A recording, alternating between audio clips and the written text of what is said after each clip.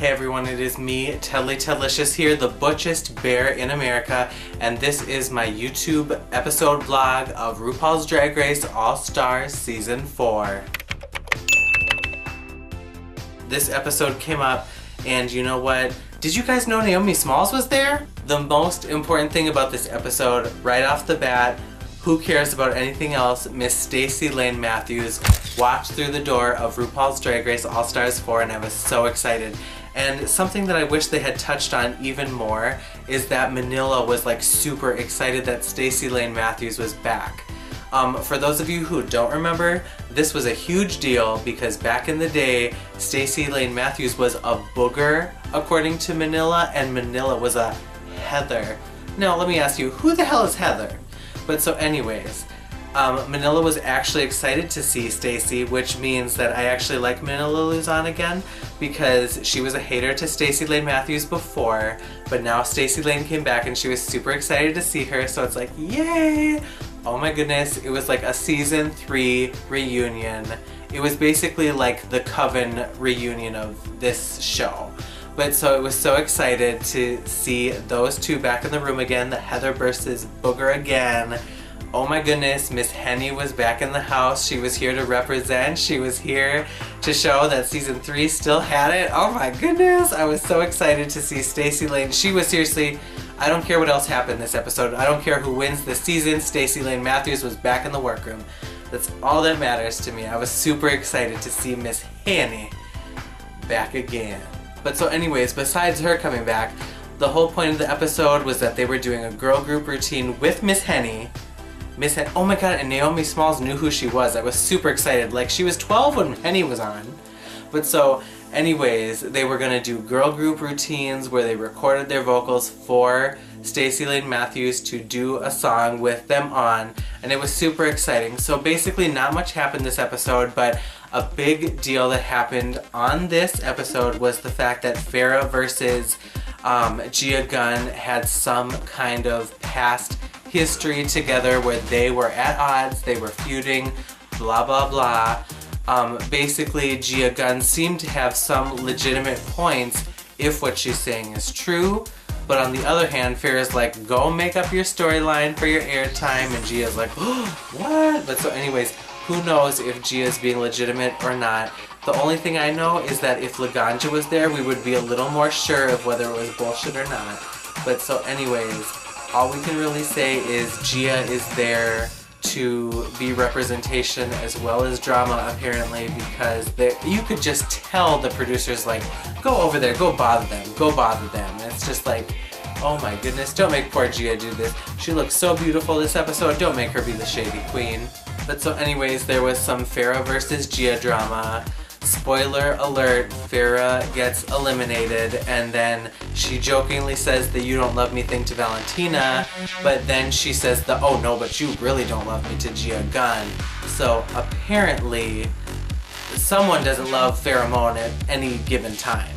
I will say this episode was so jumbled. There were too many queens, there was so much going on that stage, and like we were watching the show and like we didn't even know who was in the top and who was in the bottom. When it was revealed, we're like, what? And like it showed Manila in the bottom, and Manila looked the best she ever did.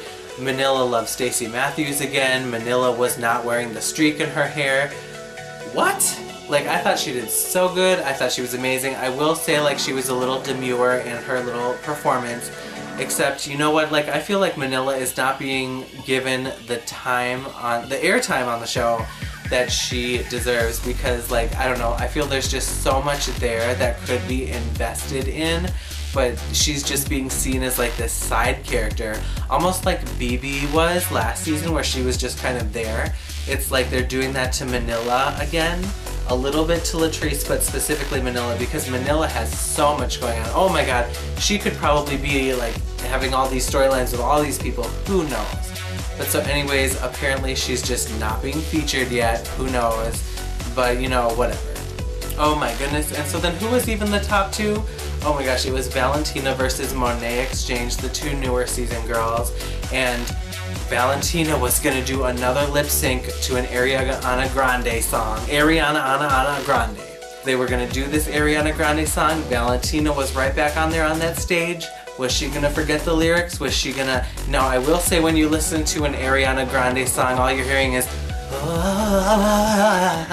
So, I mean, it's really hard to lip sync to her, but Valentina did really bad the first time, really good the second time, and also to a way more boring song. So anyways, Valentina proved that she deserved to stay. And Monet X Change, one thing about Monet that I think I said before, which I'll say again, is I think she's more talented out of drag than she is in drag. She should just be a stand-up comedian as a boy. She would make so much money. She could just call it a day. She doesn't have to wear tights. She doesn't have to tug. She don't have to do none of that. But I definitely think Valentina proved that she is a drag star once again. And you know what? On her season, the only thing she couldn't do is that lip sync to that song for some reason. Who knows what her problem was. But you know what? She came around this season to do a lip sync. Thank God. Thank God she actually showed she has some talent there. Because she actually did real good at the lip sync. She did a good job. And you know what? Like, she's just gonna have to keep proving herself to the people that think she's a snake. So until she gets the validation that she earns. Not deserves, earns. But anyways, like, she needs to prove herself again to the fans because, okay, she was perfect, she was beautiful, she looked like Linda Evangelista, but can she do a performance? Can she do a song? Can she act? We needed to see those things as well, other than just, oh wow, you have a pretty face. But so anyways, that is my opinion of this week's episode of RuPaul's Drag Race. I asked my husband what he thought about this episode, and he said it was shit. Every week I hope to bring you like something out of 5 or a something out of 10 that he thinks, but this week it was definitely not a good episode. And I will say that I kind of agree, other than Miss Stacy Layne Matthews, she was the highlight of the episode. Other than that, this whole episode was weak. Alright, well anyways, thank you guys so much for watching. I will see you guys again next week. Please check out the Shaniqua Drag Christmas special that I just put up. I hope you guys love it. Also, please check out my newest YouTube series, which is a throwback. You know, this is my 10-year anniversary of Tedlicious, and so I'm putting back up my original YouTube series from inside another series called Tedley's BFF of Love.